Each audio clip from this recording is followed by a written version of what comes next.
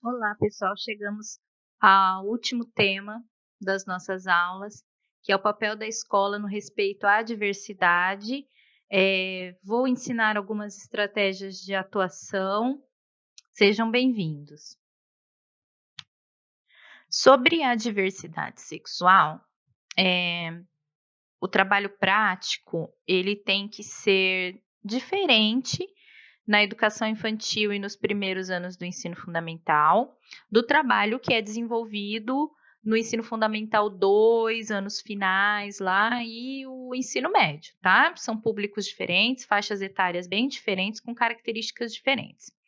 A gente precisa entender, segundo até os estudos do Sigmund Freud, que a sexualidade se manifesta desde o nascimento, ou seja, nós obtemos o prazer desde o nascimento. Só que a gente não pode confundir a sexualidade com o erotismo, tá, gente? Sexualidade que o Freud fala é justamente isso: a gente obter um prazer sexual sem necessariamente praticar o sexo. Então, nós temos fases, segundo a psicanálise, de desenvolvimento sexual, fase oral, fase anal e fase fálica.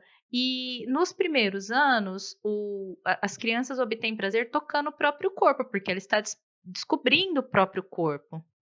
Então, é natural, biologicamente, a criança se tocar. Não é preciso fazer disso uma coisa horrenda, tá? Conforme vai crescendo, a criança passa por um período de latência, segundo Freud. Outros contestam, dizem que não existe o período de latência, mas segundo Freud seria entre os 6 e 12 anos em que a criança perde um pouco do interesse por esses prazeres, tá? Mas existem alguns pesquisadores que contestam isso, que diz que não, que até os 12 anos ela vai passar por essa exploração do próprio corpo, uma certa curiosidade sobre o sexo oposto, por que ele tem ou não tem, por que ela tem ou não tem, essas perguntinhas, tá? É importante que o adulto, em primeiro lugar, mantenha um comportamento neutro em relação a isso, sem manifestar juízo de valor, sem dar sermão, sem ficar agressivo, violento, para não traumatizar a criança. Lembre-se que a criança não está fazendo isso de uma maneira erótica, ela está fazendo isso por sexualidade, tá? Então, não vamos confundir. O erotismo é o exercício do sexo propriamente dito, sabe? E a criança, até 12 anos, não pode ter nenhum contato com o erotismo. Ela vai exercer a sexualidade dela, mas ela não vai ter contato com o erotismo. Então, o que acontece? O professor ou pai, mãe, responsável vai olhar a criança se tocando ou tendo uma certa curiosidade no coleguinha, às vezes criança bem pequenininha, de 2, 3 anos, até antes, porque ela tá vendo uma coisa diferente, tá? Então é natural, afasta, explica que não pode, que aquele o coleguinha, você não pode ficar pegando nele, é chato, ali na escola não é lugar para isso. Enfim, a escola vai colocar as regras, tá? Para isso, mas assim, sem causar traumas para a criança. Não vai gritar, não vai chorar, não vai bater, principalmente, né, gente? Por favor. Então, assim, até os 12 anos é natural essas curiosidades, ela querer explorar, tá bom? Não precisa de desespero, mas precisa de limites. Por quê? Porque a escola não é local para isso, para ficar se tocando, tá? A escola é lugar para estudar. E aí, dentro de casa, cada pai e mãe coloca lá os seus limites.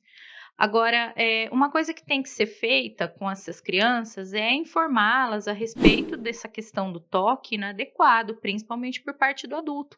Uma criança precisa saber que ela não pode ser tocada por um adulto, principalmente em certos lugares, né? E nos órgãos genitais, acariciada, abraçada. Nós temos na internet várias imagens, né? Que a gente pode ver aí, que a gente mostra para a criança que não pode, né?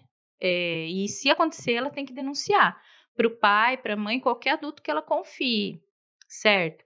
Para ver se a gente consegue preservar essas crianças que, enfim, a onda de abusos é muito grande.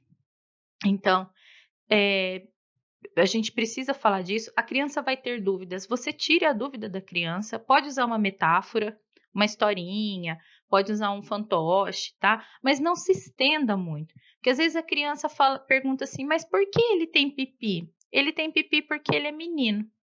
Pronto.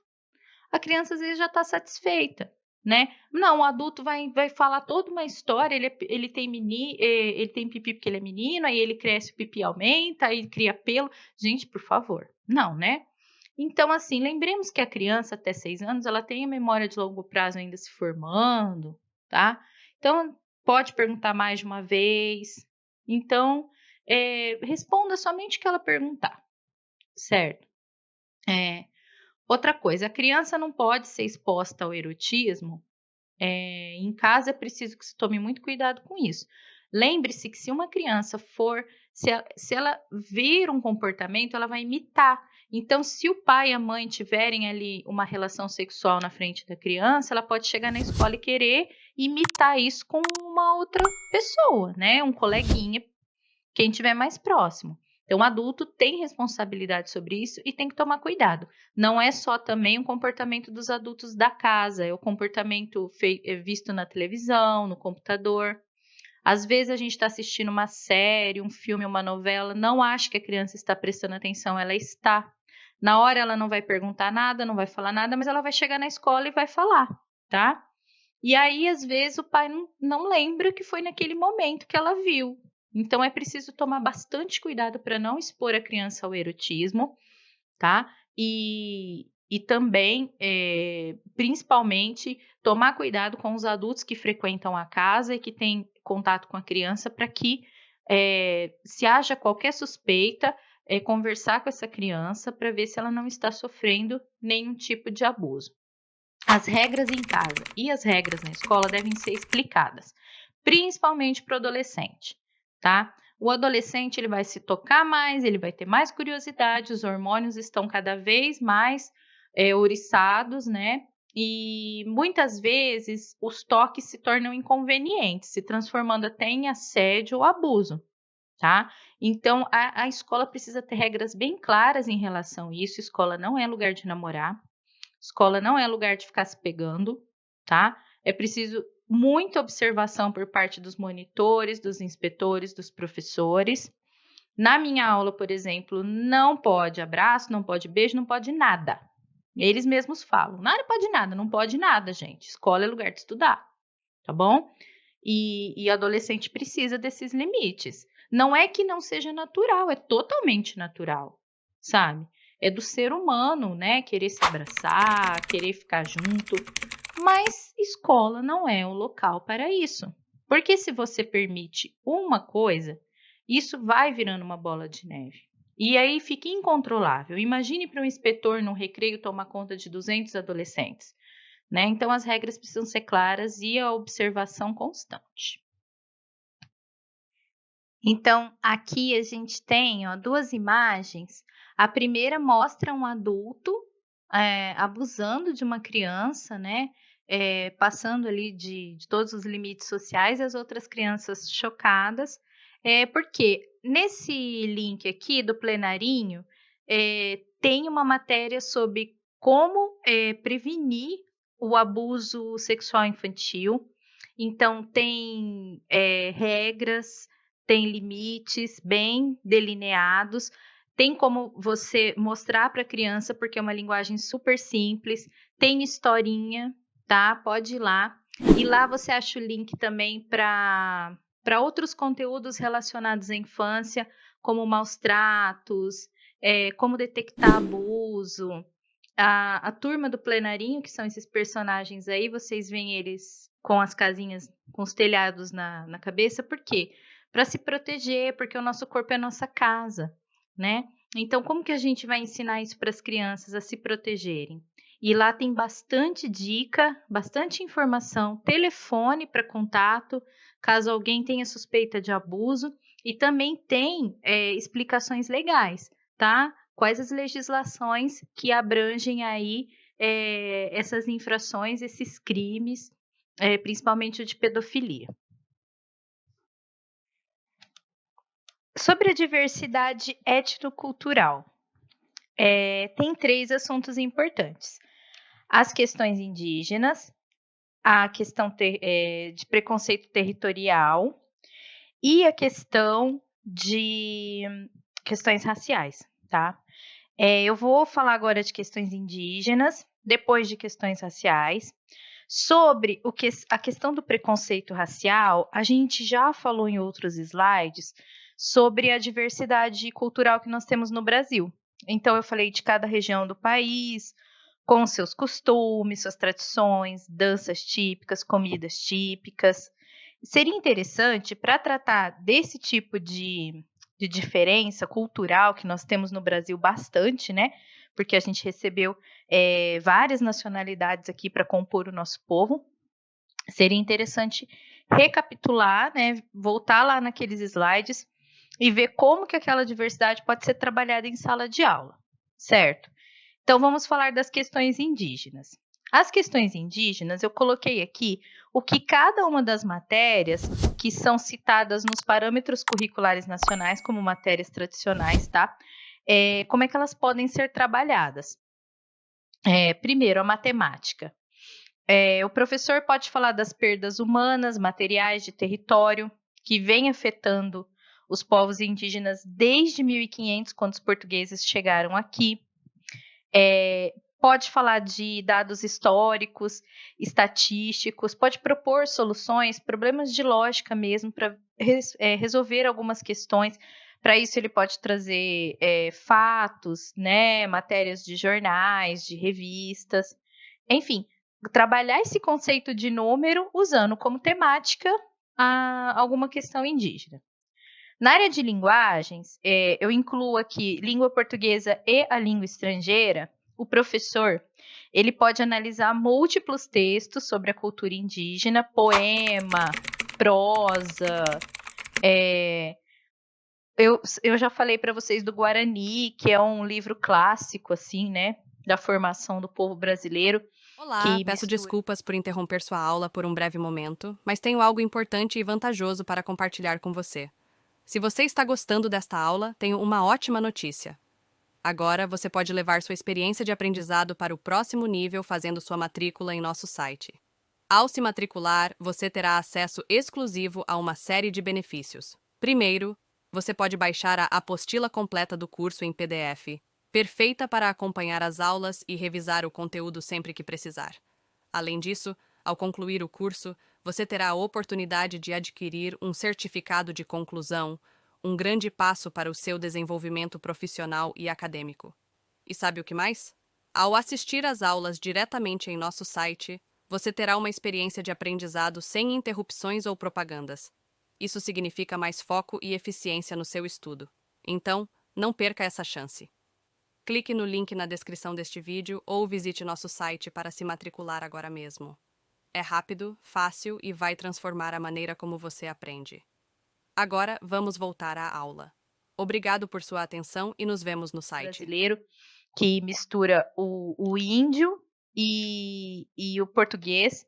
Então, dá para trabalhar bastante literatura. No ensino médio, o professor pode propor como tema de redação as questões indígenas atuais, questão de demarcação de território, né, questão com a terra, posse de terra, essas coisas. E vai ensinar a fazer textos, né, dissertativos, argumentativos com essa temática. O professor de geografia é melhor ainda, porque ele pode trabalhar os conceitos de geografia do território brasileiro. Tem muita questão indígena envolvida, né? Discutir medidas urgentes, questões urgentes, por causa da demarcação das terras indígenas e o uso dessas terras para agricultura. Professor de História e Sociologia também tem bastante assunto, porque vai poder falar da história do povo, da cultura do povo indígena, dos povos, né? Quantas línguas não são faladas, a preservação dessa cultura, a questão da apropriação cultural, que é quando você usa algo da cultura de uma outra pessoa sem ser dessa cultura, sem ser autorizado por essa cultura, tá? Autorizado no sentido social, tá, gente? Não é autorizado por lei. Enfim, é uma questão, a apropriação cultural, inclusive, é uma questão de de debate para tema de Enem, para temas de vestibular, então pode ser discutida. As ciências naturais também, toda a diversidade natural, fauna e flora das terras indígenas pode ser usada nas aulas de ciências, química, física, além de a disciplina poder debater as questões relacionadas ao meio ambiente, a preservação das florestas, dos rios, de todo o habitat natural dos povos. A arte também tem muitas opções. Estudar as manifestações artísticas indígenas, como a dança, os cantos, as tradições, pinturas, a pintura corporal, né, que a gente admira tanto. Também pode estudar o tema dos indígenas na nossa literatura e nas artes. E também ajudar a desmistificar essa imagem caricatural do índio, né? Do índio lá sempre cantando e dançando e pescando, enfim, uma visão muito superficial da cultura indígena. E uma visão também muito homogeneizada, porque são muitos povos indígenas, muitas línguas diferentes, tradições diferentes. A educação física pode estudar as práticas esportivas indígenas, que eles têm os próprios jogos, né? As próprias atividades físicas, descrever os movimentos de danças e entre outras coisas. Com as questões raciais, pode ser feito o mesmo tipo de trabalho. O professor de matemática pode explorar os números, as porcentagens relacionados ao tráfico dos africanos, dos povos africanos, as quantidades históricas, os dados estatísticos e financeiros, o quanto eles lucravam com o comércio humano, né? E usando o número ao mesmo tempo que discute uma questão humana. Então, conscientizar o aluno daquele número, porque muitas vezes as pessoas viram estatística. E é importante que o professor de matemática faça o contrário, faça a estatística virar pessoas. Então, ao invés de ele mostrar só gráficos, tabelas e números e etc., mostrar fotos, mostrar imagens. Nós temos uma quantidade muito grande de filmes que falam de escravidão, né? Não só no Brasil, mas nos Estados Unidos. A gente tem um filme mais recente aí, 12 anos de escravidão, que pode ser mostrado. Preciso ver a classificação indicativa, mas em se tratando de uma temática, principalmente com adolescentes, eu acho que a gente já pode colocar questões mais sérias relacionadas a isso, até porque o tráfico humano não acabou, né? Essa coisa horrenda não acabou. Então, o professor de matemática pode pegar um gancho desse e continuar tratando o assunto na atualidade. Será que isso acabou? Será que isso não acontece mais? Então, é um tema bastante produtivo, assim. Na área de linguagens, nós temos os professores de línguas podem analisar múltiplos textos também, né, da cultura africana, que é riquíssima. Nós temos vários autores da África. No slide a seguir, eu vou colocar alguns exemplos da cultura indígena e da cultura africana, tá? Mas nós temos bastante, graças à internet e a facilidade de circulação de mercadorias, nós temos um grande acesso a esses escritores e a esses textos ótimos.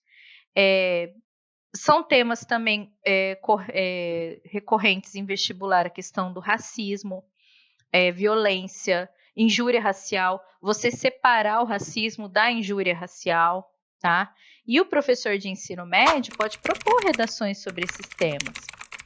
O professor de geografia pode estudar o continente africano, seus países, suas etnias, as regiões de onde saíram os povos traficados, entre outras coisas. É importante para o aluno começar a enxergar a África como um continente, não como um único país, né?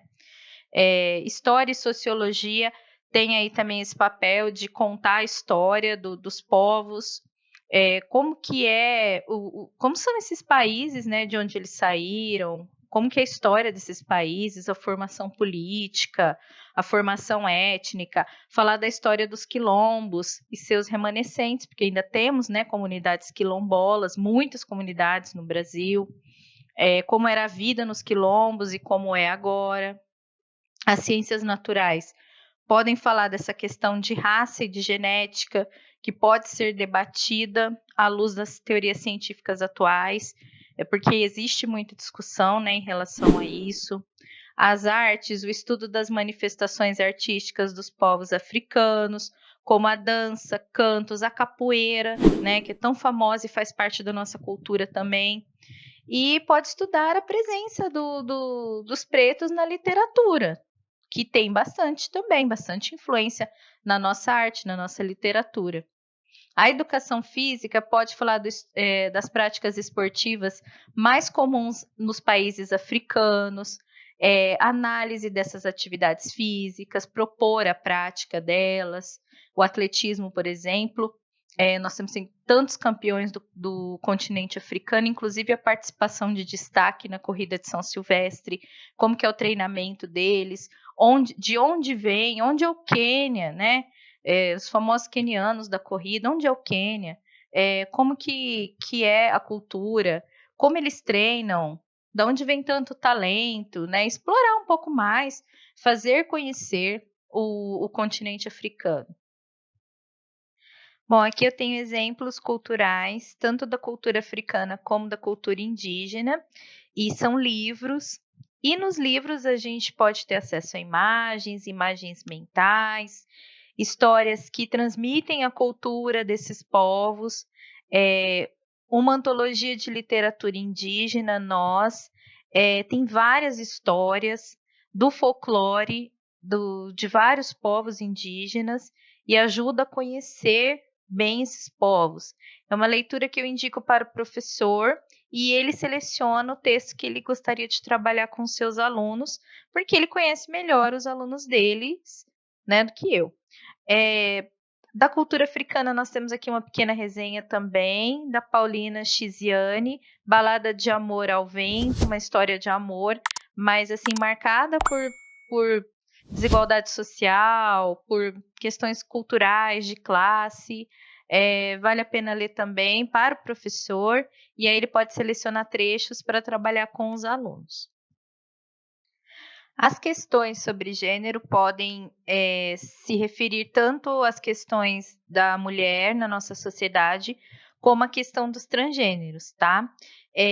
O que o professor de cada disciplina pode fazer? Na matemática, ele pode trabalhar dados da violência contra a mulher no Brasil, analisar gráficos, tabelas, informações quantitativas, né, de percentuais dessa violência e também da violência e da discriminação contra transgêneros, travestis e transexuais.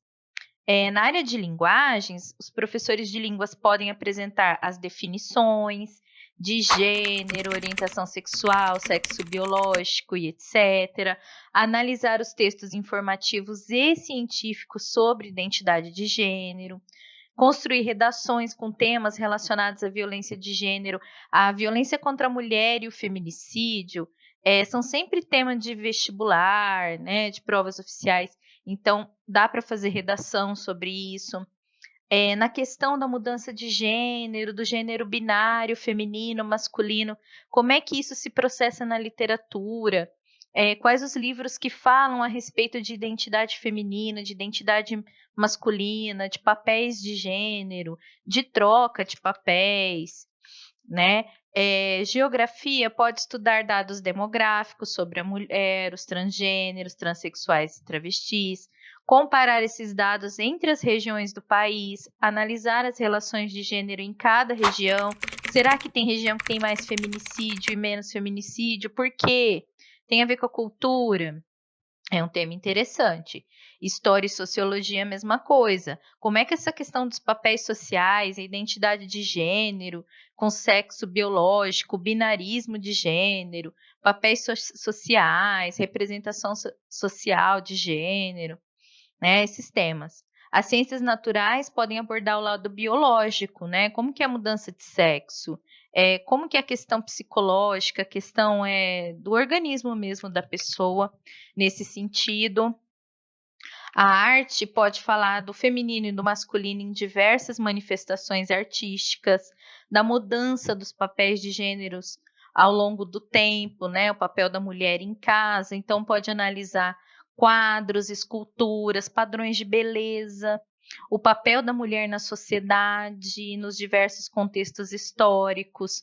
A educação física também pode discutir esse papel. Será que tem esporte que é mais para menino? Outros esportes que é mais para menina? Por quê? Por que essa concepção? Será que tem realmente um lado biológico ou é cultural?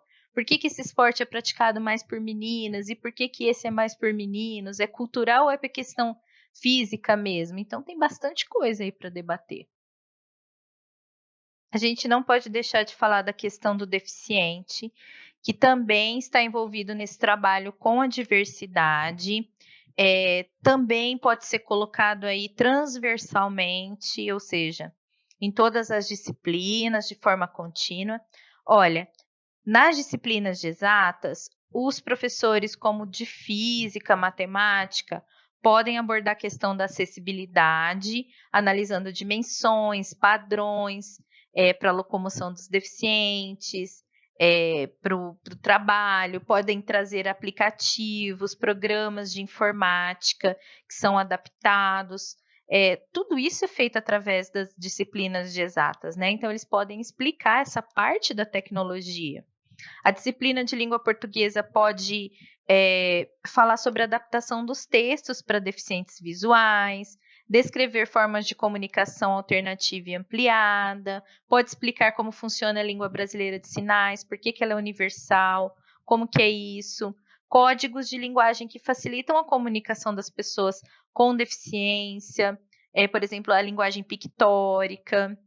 A disciplina de história pode mostrar a história da inclusão no Brasil e do mundo, documentos internacionais, legislação. A geografia pode analisar dados estatísticos sobre a deficiência, apresentar tecnologia assistiva para leitura de mapas, de tabelas e gráficos. A aula de educação física, que deve ser adaptada, né, para o deficiente, ela dá oportunidade para o professor criar novos jogos, novas práticas esportivas, mostrar também as adaptações que estão sendo feitas por outros professores, como que é uma Paralimpíada, mostrar os jogos da Paralimpíadas, vários esportes praticados na Paralimpíadas. Paralimpíadas, me desculpem, é Paralimpíadas, tá? Agora, na disciplina de arte, seria interessante mostrar a obra do Aleijadinho, um famosíssimo artista brasileiro mineiro que esculpia com os pés, né, porque ele não tinha mãos para esculpir, e fez obras belíssimas para as igrejas lá de Minas Gerais, mostrar essa obra dele, como ele fazia isso. As aulas de ciências podem ser usadas para explicar as deficiências, desde que não constranja os alunos, né?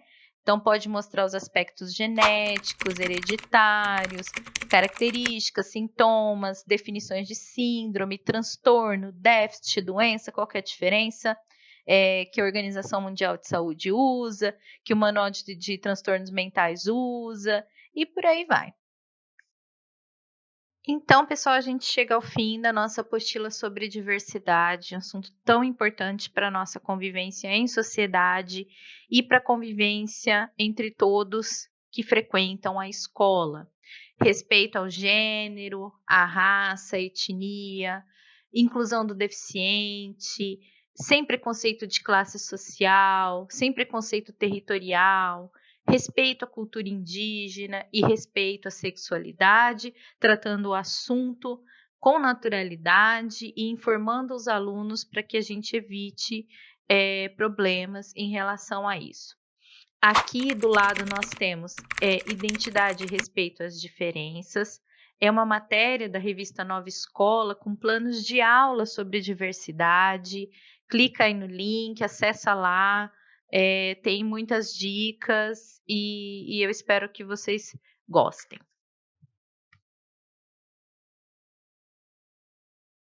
E aí, tudo bem? Estou passando apenas para deixar um recado bem rápido para você que acabou de ver essa aula e que gostaria de assistir a todas as aulas desse curso.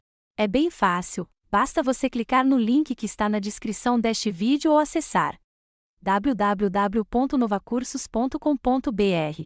Fazendo sua matrícula em nosso site, você terá acesso a todas as aulas desse curso e mais centenas de outros cursos, além de poder fazer avaliação. E caso você queira, poderá estar adquirindo o certificado com um valor bem acessível. Esse foi o recado que eu queria dar. Aguardo sua matrícula. Até breve.